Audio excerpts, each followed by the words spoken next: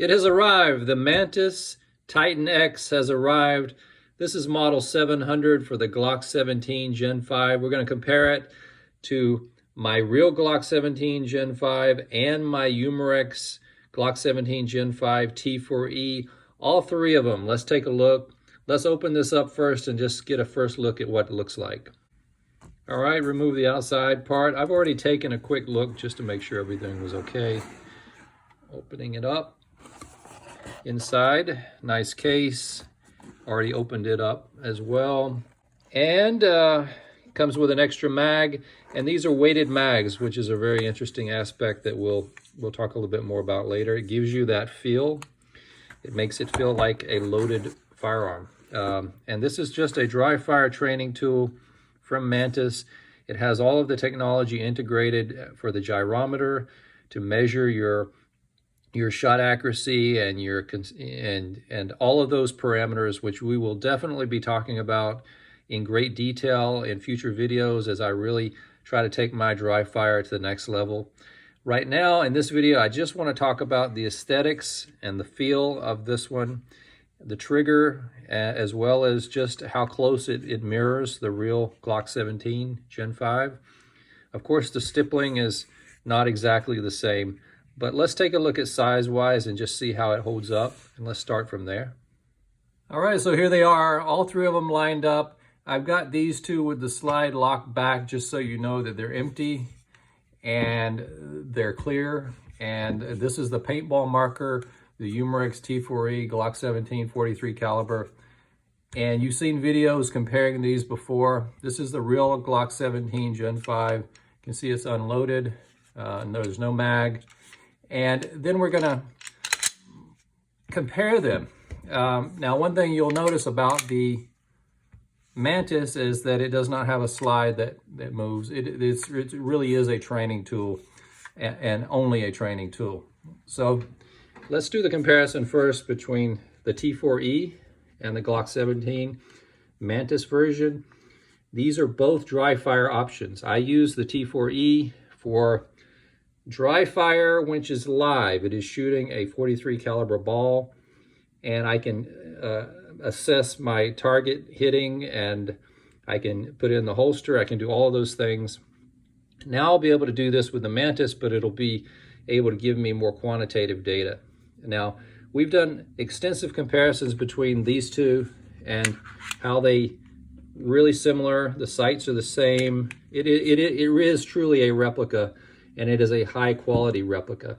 Now with this, the Mantis, I don't expect this to be a replica. It's not a replica, but it is size-wise supposed to be about the same. So let's just take it, let's compare it first to the real one. That's what you really want to know, right? So let's compare them. First of all, you'll see the front sight is different and the rear sight. So they're not exactly the same as the Glock sights. But size-wise, it's quite similar. But you can see the slides are very much the same. The grip is the same. And I think it matches up really quite well. And I'm pretty happy with what I'm seeing here. And, you know, the T4E is the same type of thing. They match up very well. Again, the T4E is a true replica, whereas this one is just for dry fire, and it's not really about looks, but I think they did an excellent job capturing what you want to know. Now, in terms of grip and the trigger, this is really what's exciting about it to me, because unlike this system where you have to rack the slide and you have to use dummy snap caps, for this system you have to really truly use it, you have to use CO2, you have to load projectiles, you actually have to have a place to shoot with a backdrop. And that's fine, that works well. This one you actually can do anytime, anywhere. And let's focus on this one more because I think there's a lot that I really want to talk about. Just the basics of it. We're not going to get into any of the software today. So what are the parameters that really make a good dry fire system? Well, the reality is it has to have the feel. I think this has the size. We already showed you that. I think it has the feel. I feel the grip here is very much the same as the real firearm.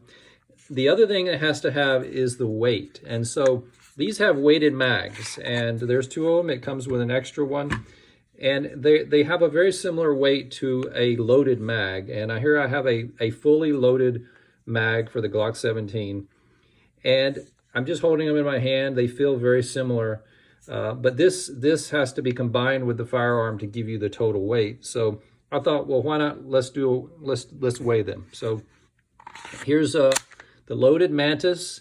We're gonna set the weight here. Got it set on pounds, and let's see how many pounds that comes out to be. So I'm getting 1 pound, 2.9 ounces. Okay, so that's for the Mantis. Now let's do the real firearm, and I'm not going to rack the slide. We're just putting it in, and we're going to very carefully do the weight. So it's a little bit more. This is 2 pounds, 2.5 ounces. Let's go back again to the Mantis. It's 1.29. So there's about a 1 pound difference between the two. So that's significant.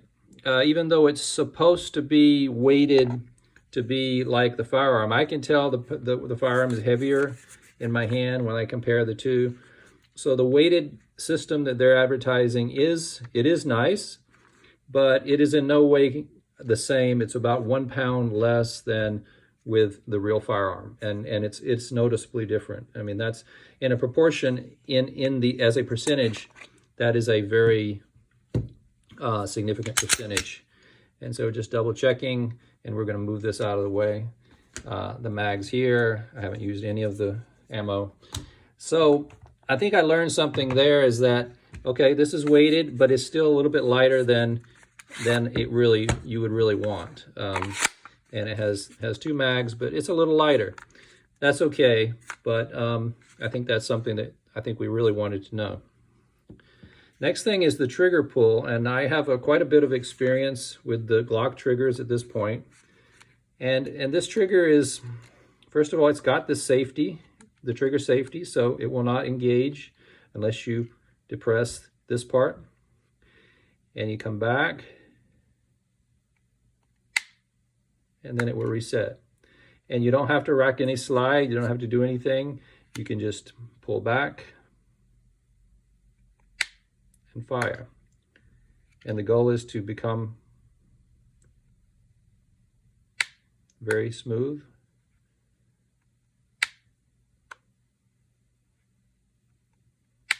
With this reset. Now, according to the instructions, this should be sighted in at about 15 feet.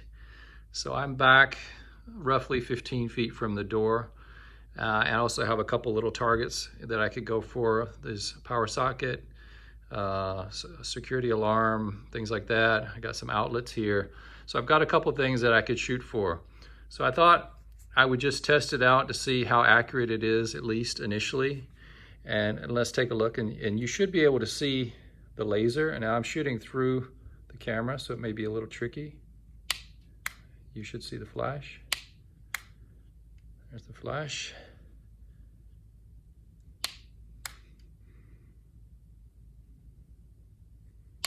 Not sure if you're seeing that or not. Do it on this wall. You see it? Probably. It's pretty much on target from what I can tell. These are pretty small targets for me. Do target transitions, looking through the camera. But you can see it shine. Let's go closer so you can really see as we get closer. This is not very useful, but it at least show you the laser. You see it?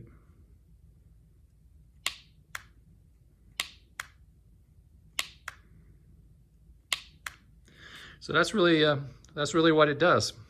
I'm going to measure all the data, and it really depends on the software at this point. And honestly, I have not had time to download the software and to get it set up and to test that out yet. But I'm really analytical. I really am the type of person that will get into the data, and I think that data will teach me and tell me things that I can improve, and I'm really looking forward to that, getting that kind of information. And I'm going to document how this works in another video, and then I'm going to try to see if it will quantitatively make a significant difference in my accuracy at the range. Eventually, that's where I'm headed with this. But right now, I don't think you can beat this for the price. It's not perfect, but to have an all-in-one device that includes the gun frame with a nice trigger, with the laser, and the software all integrated for a very reasonable price, I don't think you can beat this. And they have additional models coming out. They started out with Glocks, and I could not resist the Glock 17. I have another dry fire training option. I'm really happy about that. So stay tuned. I'll be talking about this more in the future. Let me know what you think. Any suggestions, comments, tips, tricks, secrets, let me know. See you next time.